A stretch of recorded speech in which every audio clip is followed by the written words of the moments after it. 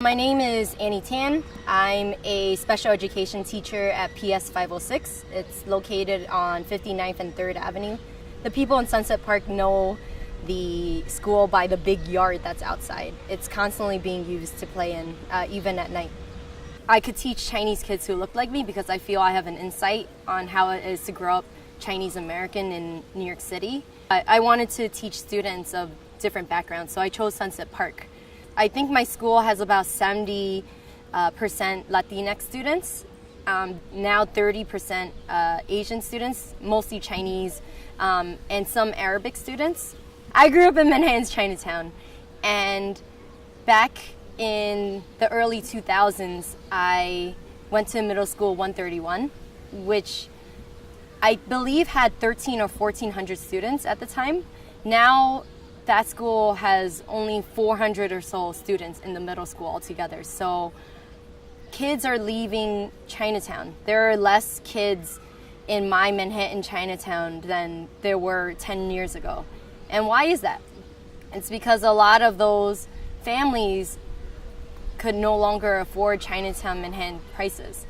And so a lot of those families moved out and moved to neighborhoods like Sunset Park. In my school, I see a lot more Chinese students, but right now too, we are seeing lowering enrollments. So we were in danger of accessing some teachers this year from my school because of under enrollment in our school. This year we lost 90 students. Our school is a school of about 800 students, so that's a significant drop of students. And with that, lowering enrollment means our school loses a budget. But even now, the gentrification in Sunset Park is pushing families out because they can't afford the rents anymore, and the businesses that are surrounding them are not for working class people.